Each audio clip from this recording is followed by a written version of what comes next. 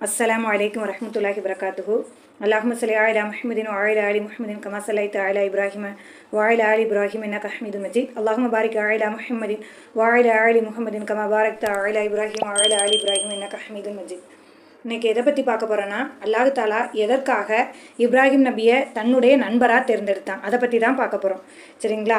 உபைது பின் உமைர் ரஹ்மத்துல்லாஹி அவங்க சொல்கிறாங்க, இப்னு கசீரில் பதிவு செய்யப்பட்டதுன்னா, இப்ராஹிம் நபிக்கு எப்போதுமே யாருக்காவது விருந்து கொடுக்கக்கூடிய ஒரு பழக்கம் இருந்துக்கிட்டே இருந்துச்சு. இப்போ ஒரு நாள் என்ன பண்ணுறாங்க, யாருக்காவது விருந்து கொடுக்கணுமே அப்படின்னு தெருவில் நின்றுக்கிட்டு யாராவது வருவாங்களா, அவங்களுக்கு நம்ம விருந்தளிப்போம் அப்படின்னு சொல்லிட்டு தேடி பார்த்துக்கிட்டு இருக்காங்க. யாருமே வரலை. அப்போ சரி யாருமே வரலை அப்படின்னு சொல்லிட்டு அவங்க தன்னுடைய வீட்டுக்கு போகிறாங்க. அங்கே ஒரு ஆள் நின்றுக்கிட்டு இருக்காங்க அவங்க வீட்டுக்குள்ளே. இன்னே இப்ராஹிம் நபி கோவப்பட்டு, அல்லாவின் அடிமை, எப்படி அனுமதி இல்லாமல் என் வீட்டுக்குள்ளே வந்த அப்படின்னு சொல்லி கேட்காங்க.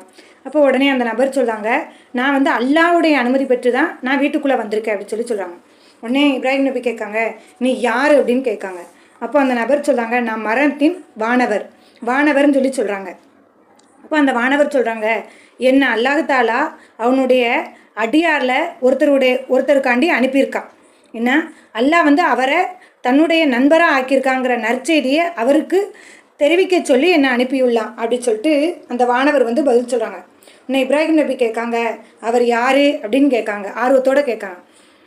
அப்புறம் இப்ராஹிம் நபி சொல்கிறாங்க, அல்லாவின் மீது ஆணையா, நீ அவரை பற்றி மட்டும் எனக்கு தெரிவித்த அப்படின்னா அவர் ஊருடைய எல்லையில் இருந்தாலும் நான் அவர்கிட்ட போய் இருப்பேன்.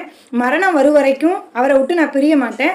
அவருடைய பக்கத்து வீட்டுக்காரவே ஆயிடுவேன் அப்படின்னு சொல்லிட்டு யாருன்னு எனக்கு சொல்லுங்க அப்படின்னு சொல்லிட்டு அந்த வானவர்கிட்ட கேட்காங்க. அந்த வானவர் சொல்கிறாங்க, அந்த அடியாரே நீர் தான் அப்படின்னு சொல்லிட்டு சொல்கிறாங்க.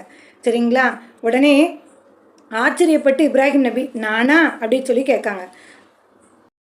ஆமாம், அது நீங்கள் தான் அப்படின்னு சொன்ன உடனே இப்ராஹிம் நபி கேட்காங்க, எதனால் என் இறைவன் என்ன நண்பனாக ஆக்கிக்கிட்டான் அப்படின்னு கேள்வி கேட்காங்க.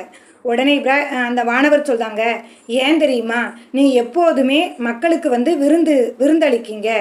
நீங்கள் மக்கள்கிட்ட யார்ட்டையுமே எதையுமே கேட்கலை, நீங்கள் கொடுக்கக்கூடியவங்களாக இருக்கீங்க. அதனால் அல்லாஹ் சுப்ஹானஹு வ தஆலா உங்களை தன்னுடைய உற்ற நண்பராக ஆக்கியிருக்கான் அப்படின்னு சொல்லிட்டு பதிலளிக்காங்க.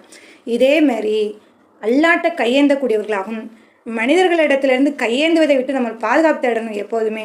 இப்போ நாமளும் என்ன பண்ணலாம் அப்படின்னா, மக்களுக்கு விருந்தளிக்கக்கூடியவங்களாக இருந்தோம் அப்படின்னா அல்லாஹ் தஆலாவுடைய உற்ற நண்பர்களாக நம்மளும் ஆகலாம் என்று பிரார்த்தனை செய்தவளா என்னுடைய உரையை முடித்துக்கொள்கிறேன். அஸ்ஸலாமு அலைக்கும் வரஹ்மத்துல்லாஹி வபரகாத்துஹு.